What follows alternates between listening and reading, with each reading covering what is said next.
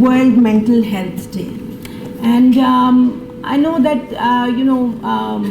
talking about one's mental problems, mental health problems are, kind of stigmatized here. But, this kind of initiative is very much important and very much invaluable to bring about awareness about the importance of good mental health. So, you see, on this World Mental Health Day, the importance of good mental health cannot be overemphasized.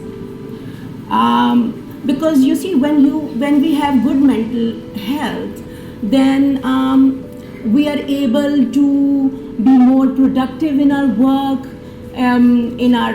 For students, if you have good mental health, you would find that you are more goal directed, you are more motivated in your work, in your studies, and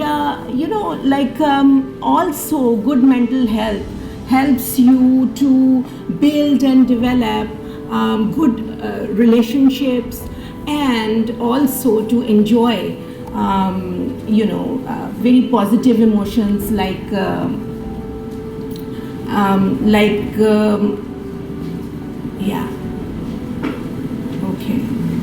so very positive emotions like joy, happiness, sense of fulfillment, and also it helps you to manage some negative emotions, like for instance anger, or you can say sadness, anxiety.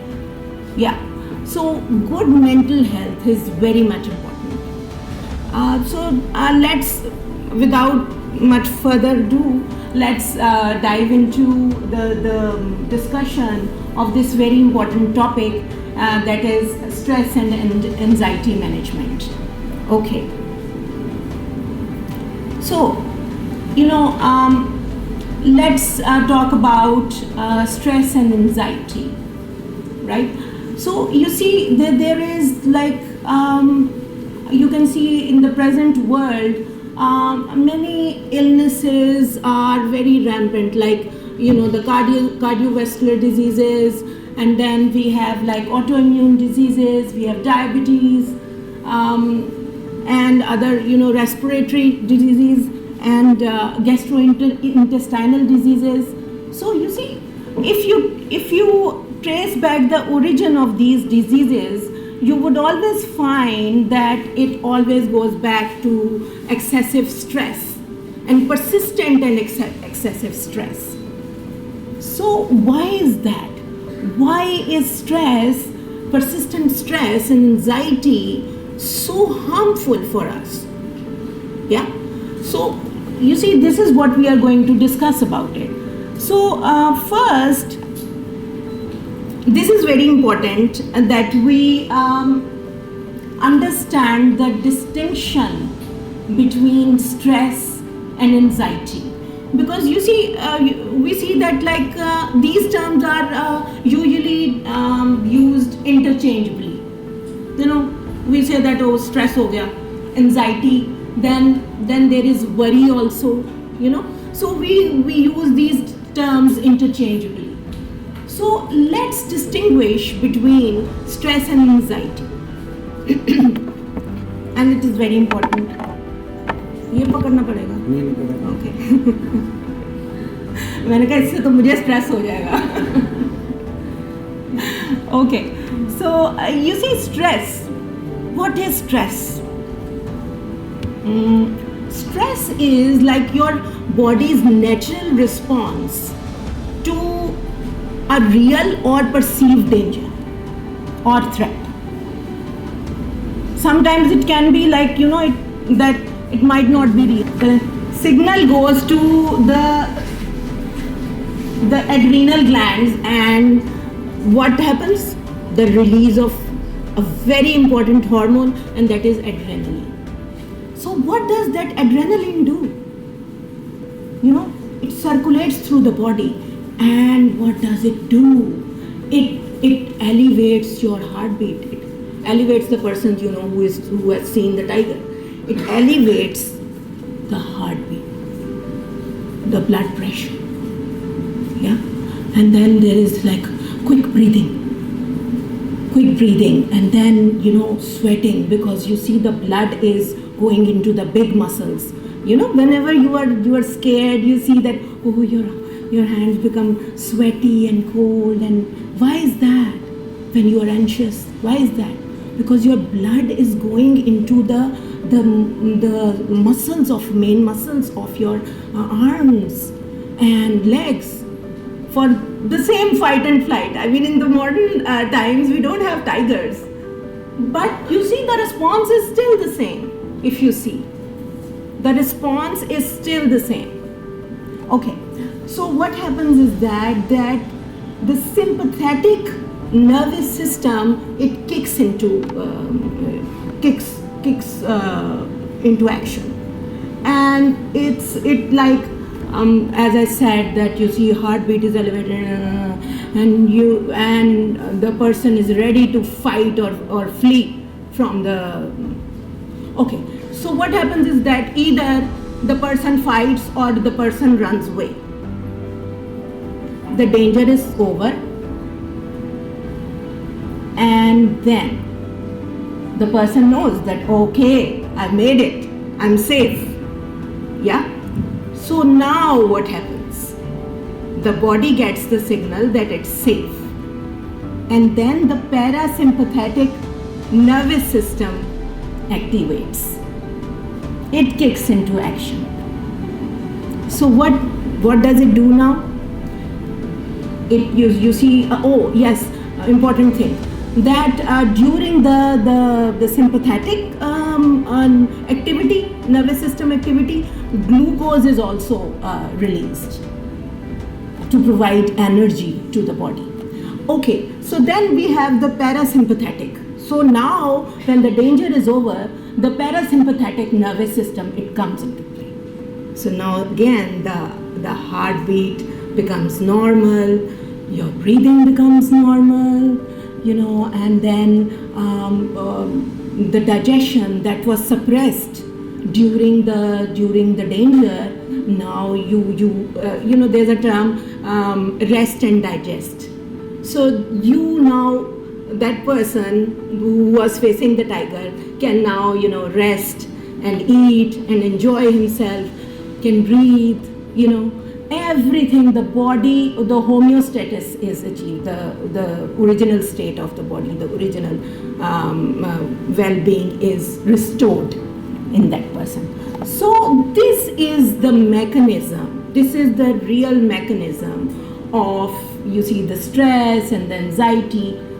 But you can see in our modern life, oh yeah, one point that I want to discuss here. So you see, parasympathetic system comes into play, but if the threat persists or gets prolonged, what happens then? I mean, like, body cannot stay like that, So what happens is that cortisol from adrenal glands is released in the bloodstream. First that was adrenaline, and then when the stress becomes prolonged and the person says, oh, the danger is still there, the threat is still there, it's not over, when these signals are when the mind is receiving these kind of signals, then what happens is that cortisol starts being released from adrenal glands. And cortisol, you see, this release of, when the levels of cortisol becomes, high in a person's bloodstream, what happens? Cortisol is very harmful. You see, if it reaches a certain level, it is very harmful for all the organs of the body. The brain, the heart, the kidneys, the digestive system, you name it. And this is what happens. This is the cause of physical health problems. Cortisol is even, this slow release of cortisol, and this, maintaining this level of cortisol in the body. It is very harmful for your brain also, for your neurons also, brain neurons also. So this is what is happening in our modern times. You see, this loop is never closed here in our present day times. Loop should be closed, You see the stimulus, the danger, you see fight or flight, sympathetic nervous system activated, parasympathetic, the danger passes, parasympathetic nervous system activated, body comes to the state, the original state. So the loop is closed. But now in our modern times, there are so many sources of stress, and the loop is never closed. And we are always in a persistent state of stress. And what happens is that there is a release of cortisol in our blood all the time. This release of cortisol is very much dangerous for us, for every organ of our body. So here now we will discuss how to close this loop. What are the interventions? What are the tools that we can use to close this loop? And also I would discuss with you, certain ways that you are actually perpetuating your stress, and which changes into anxiety.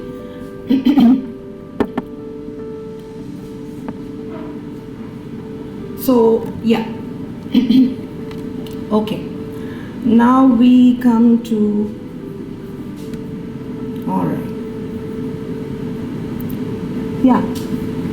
So I have used this in animations just to so that the students find it interesting. Yeah. Okay. This is very important. Common triggers for stress and anxiety. So you would agree with me, work or school pressure. Yeah. So when you are at work, there are these deadlines and then evaluations and things like that. You're concerned about what your boss thinks about you, what he would give you the feedback, or she would give you the feedback, things like that. And of course, students know the school pressure, exams, assignments, deadlines. Yeah. Okay. And then the second trigger can be the financial concerns. Yeah. They can be the instability, financial instability, then debts and job loss that can result in financial instability, things like that. Okay. Then we have the relationship issues. You see, conflicts in relationships, and then things like that. They can cause anxiety for us. Health concerns, some physical health problems, they can cause anxiety. Yeah. And then major life changes. Major life changes can be like moving from one place or the other, like marriages, and then birth of a child, things like that. Yeah. Then we come to the traumatic events. Traumatic events can be death of loved ones, and it can be some accident, something traumatic, anything, anyone going through abuse. Okay. Then we come to the social pressures. Social pressures also trigger anxiety. You see, I see in my clients, this social pressure was actually a very, very common cause of anxiety, because you see, people are afraid of judgment, being judged, being rejected by others. So this causes the anxiety. Then we come to perceived lack of control. You see, this is very important. When you feel that you can, when a person is in a situation that is not very, good for that person, and the person feels that he or she can change it, then it is good. I mean, it would not cause anxiety. But if the person feels stuck and there is like kind of a feeling of helplessness, then it can cause anxiety. Then we come to the chemical imbalances. Sometimes there is like imbalance in the neurotransmitters. Neurotransmitters are the hormones that are secreted in the brain. Yeah. Okay. The chemicals that are secreted in the brain. Okay. So then we come to common triggers for stress. So this is continued. Environmental factors can be triggering. A person lives at a place where the neighborhood is not safe, then there is a lot of crowd there, or pollution or things like that. And then an uncertainty about future. It is also a trigger. A person is not certain about like what's going to happen in the future. Then lifestyle factors. What is lifestyle factor?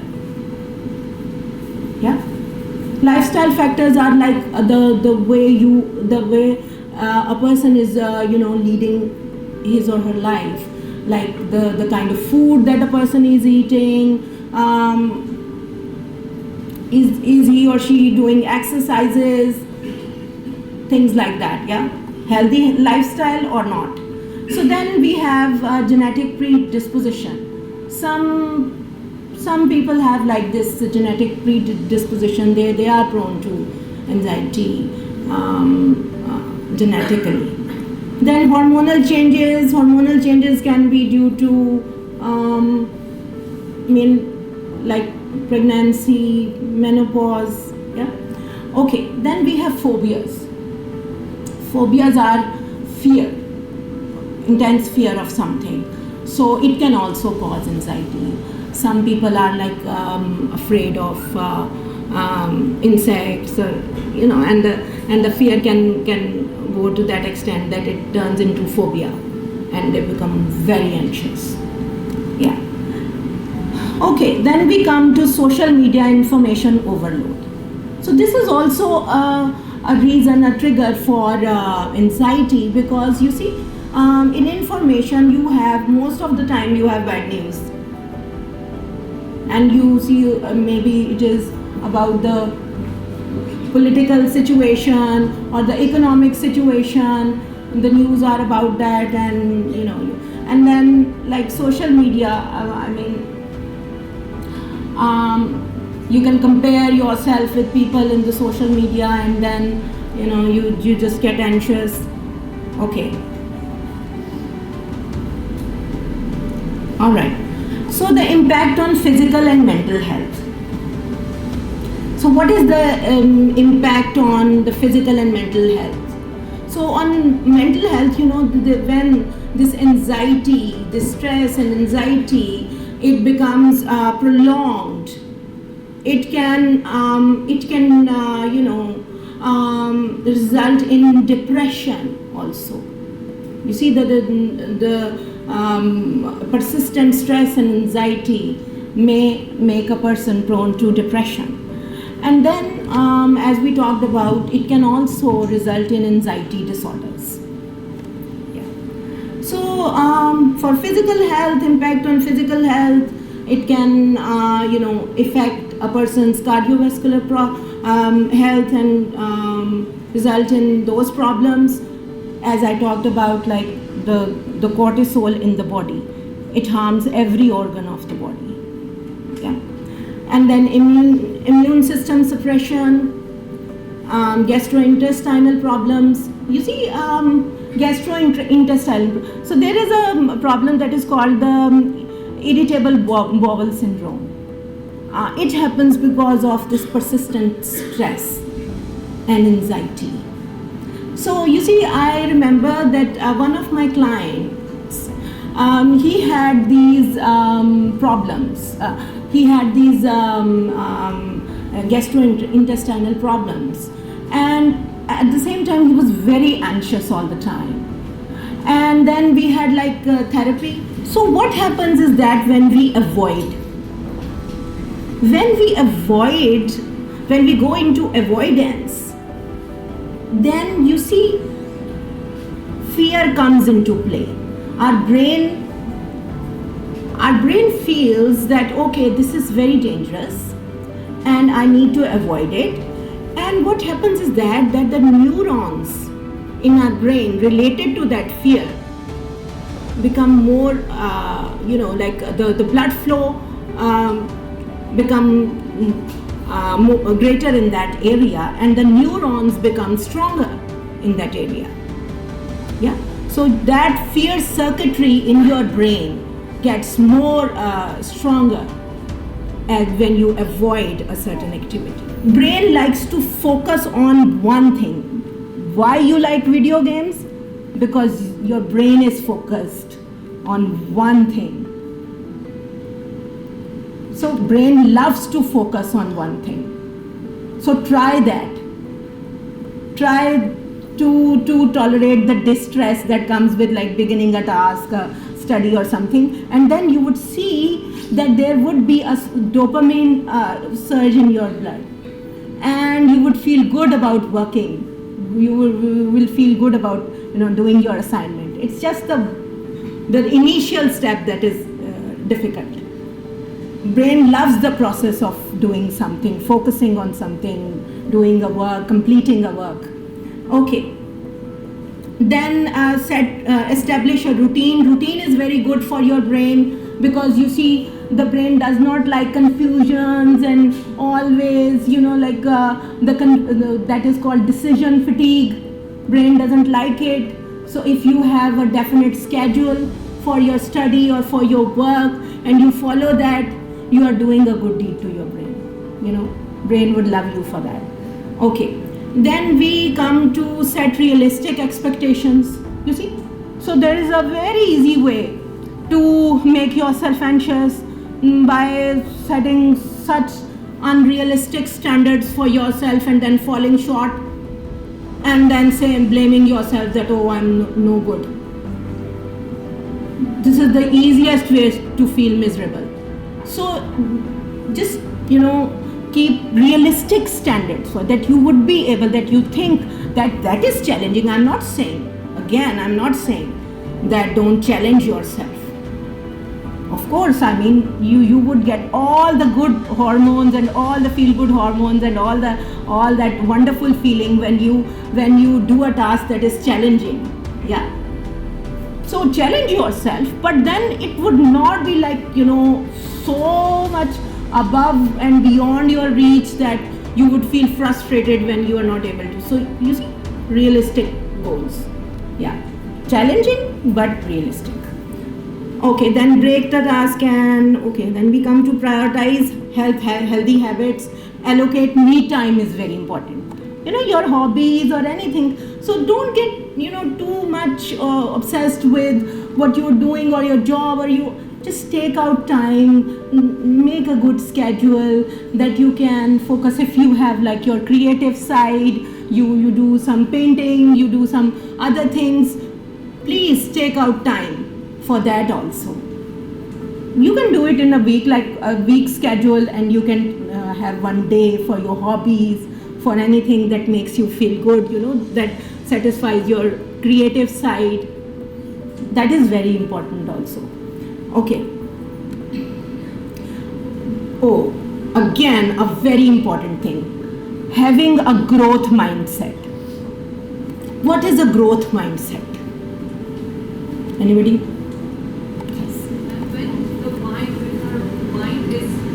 Mind wants to grow, our mind wants to learn new things. Excellent. We accept failures, we accept the criticism, even then we want to grow and we want to learn. Excellent. Exactly.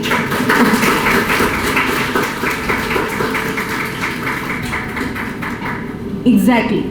So a growth mindset is, that is what I mean, yeah.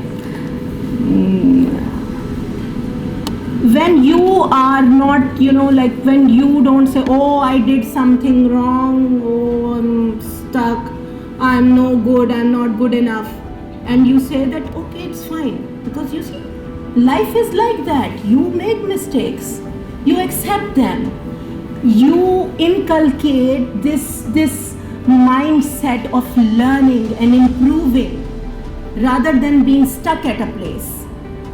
Yeah, you are ready to learn, you are ready to accept your mistakes, you are ready to learn more, to rectify and to become better.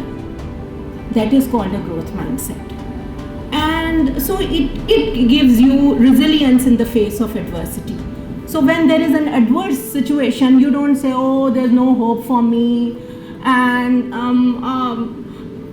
it's not going to get better. You say that, okay, yeah, I'm going to work harder, I'm going to learn more, I'm going to see where I can improve. So adversity would not scare you. Okay, then reduced fear of failure. You are not afraid. So you see, our successes are reduced when we have these fear of failure, when we don't accept challenges in our life, and we are contented to be at a lower place because we are not ready to accept failure. So when you are ready to accept failure, then you are ready to challenge yourself more and to accept more challenges, and of course to get more successes.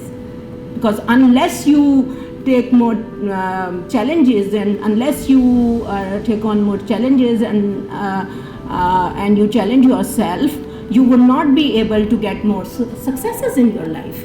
Okay, then we come to increased motivation. So you are more motivated. A person who does not have a growth mindset would get demotivated. Oh, things are not going to get better, I am not good enough, but then a person with a growth mindset would be motivated. Then we come to the enhanced problem solving. So a person with a growth mindset would look at like solutions to the problems in a situation that seems like that, oh, there is no way out, that this solution is hopeless. This person would be hopeful in that situation, would look for solutions, because there are solutions. Even in situations that we feel that, oh, it's completely hopeless, there is no use trying, there are solutions there. What we need to do is to develop this kind of mindset. Okay. Then improved self-esteem. Again, as I mentioned, that self-esteem is actually the evaluation of yourself, how you evaluate yourself, how you rate yourself. So when you don't accept defeat, when you say, okay, I will try again, I will improve, I will would not be defeated, then what's your self-evaluation? You think, okay, I'm brave, I don't accept defeat easily, I'm I'm a hardworking person, I'm a person who is ready to learn. So there is your self-evaluation becomes better, and your self-esteem is directly related to your self-evaluation. Yeah. So embracing the learning process and cognitive restructuring. Cognitive restructuring is again, the restructuring that from the negative mindset to a positive mindset. That is cognitive. Cognition is thinking. So cognitive restructuring is, taking your mind from the negative to the positive. The inner talk is also very important. What you talk to yourself. It's very important, your inner dialogue. What you say to yourself. Am I a failure, or am I a successful person, or am I a person who is okay if I confront some failure in life? I'm ready to try again and to improve my situation. And then we come to the emotional intelligence. Emotional emotional intelligence is also very essential for building resilience against anxiety, because you see, you have more self-aware emotional. So there is IQ, intelligence quotient, and then there's the emotional intelligence. Yeah. So emotional intelligence is very important, because you are aware of your emotions, you are aware of the triggers that would trigger you, that would trigger the anxiety. You know the ways to manage your anxiety, to keep, to take you from your emotional mind to your rational mind, and then make decisions. Yeah, you have these skills in you. So, and then empathy is very important. Empathy is like you understand what the other person is going through, and you understand the challenges that the other person is going through. So empathy also regulates your emotions. I mean, you don't become reactive to other person, because you know that, okay, they are going through a challenging situation also. So it also is helpful in regulating your emotions. And then social skills and problem solving. When you know how to regulate your emotions, you are able to find solutions in problems. When we are too much problem infused and we are too much taken over by our emotional brain, then we are not able to find solutions of problems, because we are overpowered by our emotional brain. And emotional brain cannot give you solutions. You need to take the things out of your emotional brain to your rational brain to find the solutions. So for emotional intelligence is that you take it out, you take it to the rational brain, and then you find the solution. Okay. Then we come to learning from setbacks is also very important, because it promotes your resilience, and it increases self-efficacy, and it reduces fear of failure, and enhancing problem solving skills. And then we come to managing stress at work. Okay, so good time management is very much important for reducing anxiety at work. And then again, breaking it into smaller tasks, and then take regular breaks also. When you are working, take breaks in between, so that your mind gets relaxed. Okay, so then during work also, do the deep breathing and progressive muscle relaxation, set boundaries, seek social support, delegate if possible. So if there are things that you can delegate to other person, that does not need your expert skill set, do it. Okay. And then celebrate achievements. That is also very much essential, because it releases all these good feel good hormones in your body when you celebrate your achievements. Okay. Then managing stresses. Okay, so then we have clear communication. Clear communication is very much important, because you are able to express your feelings, what you feel. If you are having some problems, some misunderstandings, you are able to clear that. So clear communication is also very important for managing anxiety at workplace. Yeah. And then any conflicts that you have, try to resolve that also. Then boundary setting, I'm just skimming through that because it's so okay. So come to anxiety and stress reduction techniques. First and foremost are your prayers. Yeah, it is such a blessing that we have this concept of God, Allah, Creator, that has created us, this higher power that we can turn to in adversities.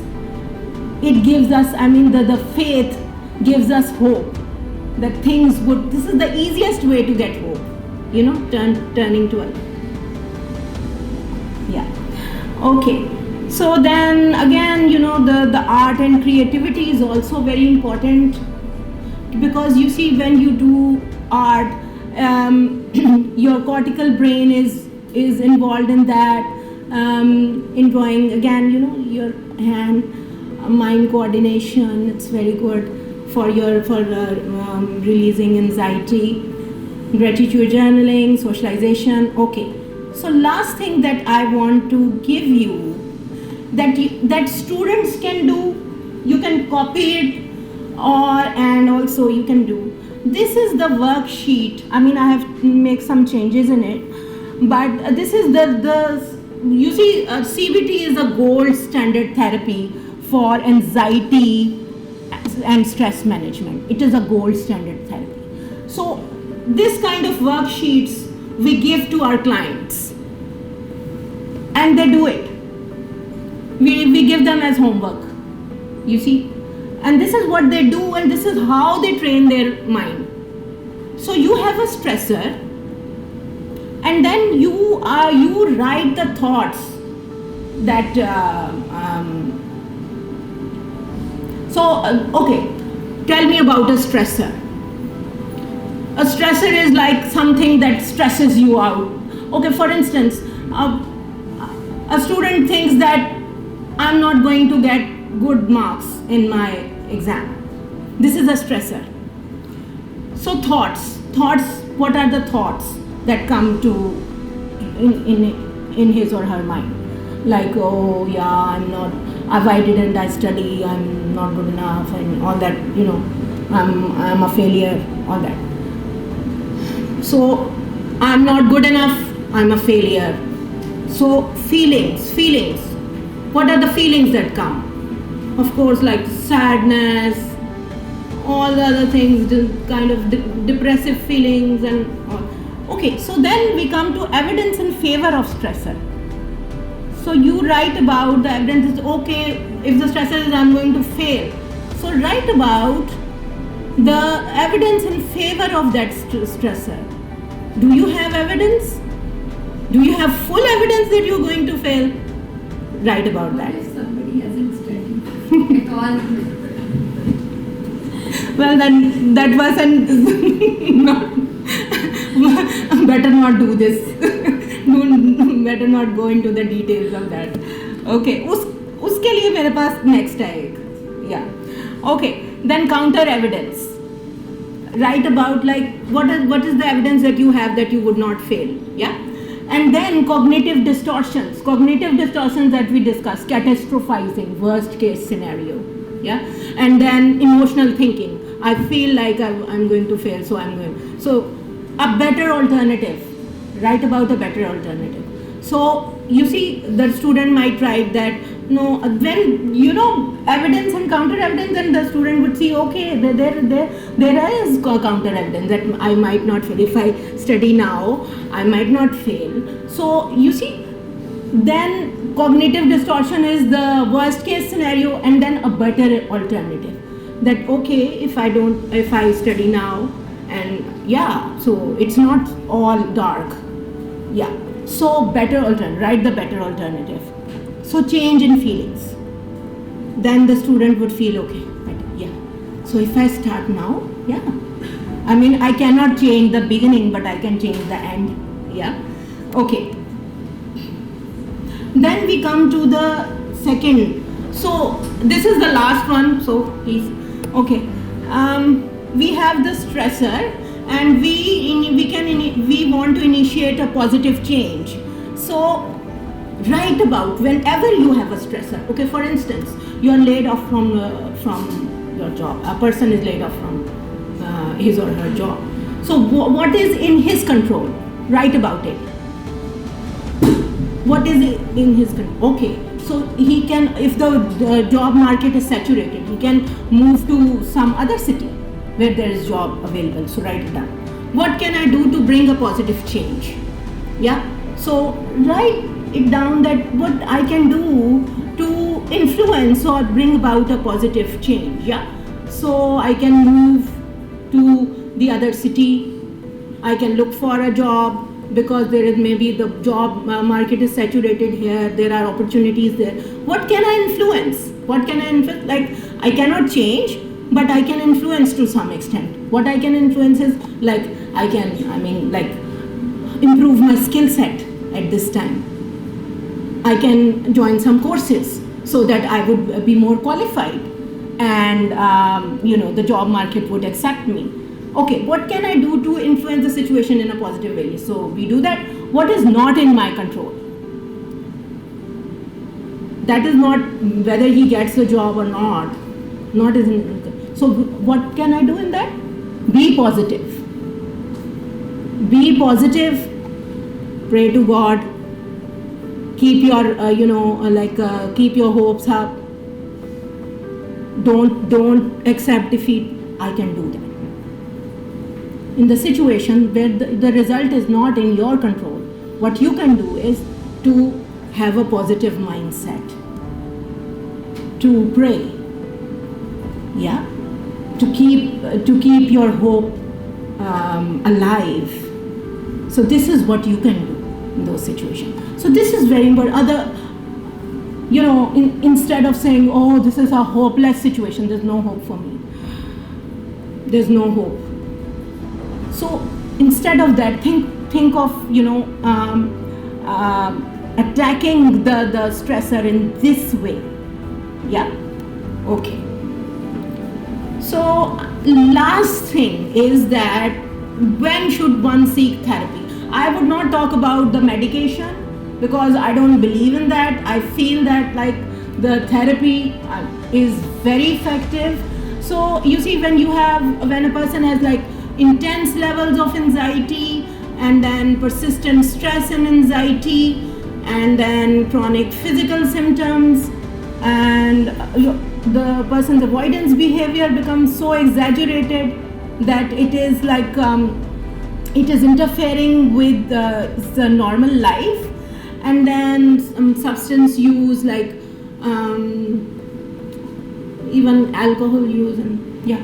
So panic attacks. So if the anxiety goes into this kind of extreme state where the person is having these panic attacks, and then this self-harm or suicidal ideation. So you see, I am also a mental health crisis responder, and so many people who are going through this intense anxiety, they would really want to end their life, because they don't know how to deal with that. They take the medication, but unless lifestyle changes, thinking, the changes in your thinking, your surroundings, unless these are done, it's very difficult. Okay, so then we come to decreased quality of life. So when you see that the quality of life is decreased, and a person is not able to participate in life fully, and this anxiety is always bothering them, then they can go to therapy. Okay, so this is the end of our presentation. Yeah, okay.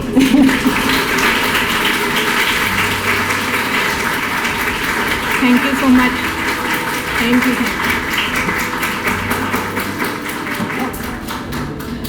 Actually, I had like so many other tools, but the time limitation was so small. Okay, if you want to read me, you can read me through my email. That is Uma. If you have like something to discuss, yes, please. Questions? Yes, sure.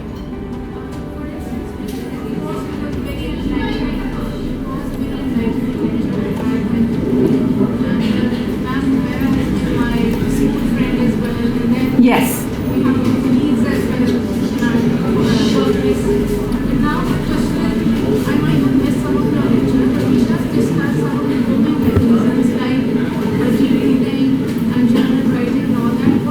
What about those stressors like the Tiger episode that you talked about?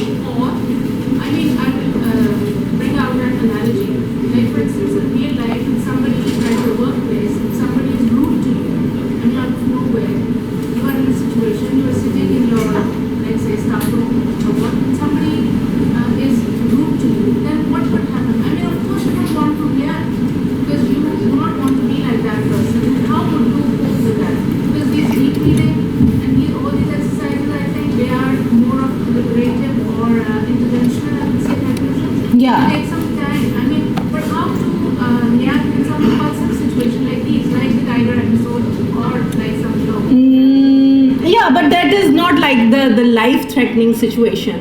If someone is rude, so But you want to react so that the other person can put that person in place, and you don't want to lose your calm, of course. yeah, so I wanted to go into the discussion of boundary setting that I mentioned there, but like because of the time constraint, I couldn't go into the details of that. So proper boundary setting is very important, where you let the other person know that this is acceptable for me and this is not acceptable for me, and you can convey this through in a very polite but firm manner,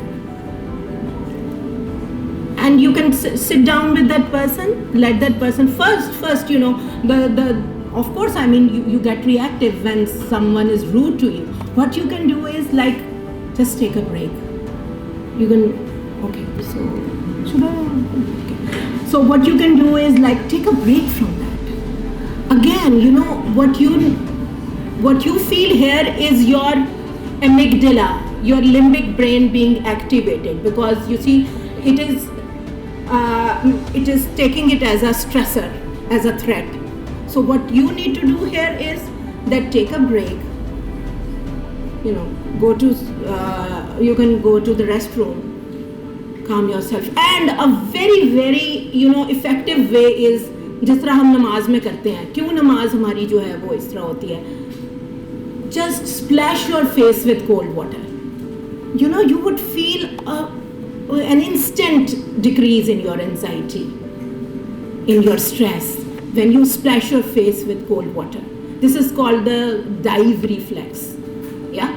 So you can do that. You can calm down. Then you would see that, okay, now your emotional brain is not overpowering you. Your rational brain is now, I mean, you can think now.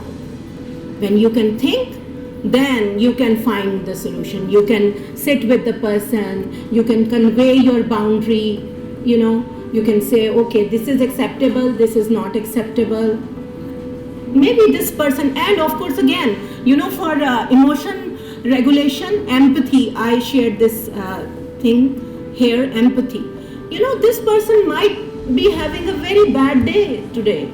So being empathic about it, sitting down with that person and let's talk about it. I'm just curious why you reacted in this way. Did you have a bad day today? Are you having a bad day? Did something bad happen? So being very polite and at the same time firm and saying that, okay, like, I mean, we can discuss things like that in a cordial way, in a polite way, in a respectable way. I respect you, you respect me. You see, it's mutual. So, I hope it happened. Find the stress and anxiety in detail, and it was very enlightening at the same Thank time, you. very informative. Then you moved on to the second part, like how to cope up with the stress and anxiety. A person who is suffering from, let's say, depression and continuous stress and persistent stress, they do not want to do those things. They know these things. We know them because of and because of books that we have in front of us and everything. But how to incorporate those things? Okay. Like how to, That's a good question. yeah. Like how to You are sitting with them, you are hearing them out, you are letting them speak what they feel, what are the reasons that led to those depressive symptomatology, then you explore that. There are always reasons behind a certain mental health problem. So you explore that with them, you sit with them, you explore them with them, all those, the things that contributed to that. And then you do it in a very collaborative manner. Don't do it like, oh, you are supposed to do this. So it's very gradual. You start with behavioral activation. If that person is not feeling at all to get out of the way, you can't say, okay, run for a mile, you will feel better because this will release endorphins, and you can't say that to them. They say, okay, I'm not coming back to you, Mr. Therapist or Mrs. Therapist or whatever, So what you do is, like, you do it very gradually. You say that, okay. I mean, the easiest way is the bottom-up technique. You try to, motivate them to do some kind of movement. Okay. So your room is all messed up. You don't feel like doing it. Okay, get up. Maybe for this week, just make your bed. Just take a round outside if you feel like it. So you don't push it. You don't force it. You just do it gradually. So when they make their bed, they already feel better about themselves. That okay. So you see, you have these small, tasks for them and for homework, and you do it gradually. Then they feel like good. And then you applaud them for doing that. Then they feel good about it. Then there's like dopamine release in their brain. They feel good about it. Then you do it gradually. At the same time, you are exploring the factors that are contributing towards their depression. So it's a very, very gradual and very, process that is not forced upon. It's a lot of patience and collaboration actually, a lot of empathy.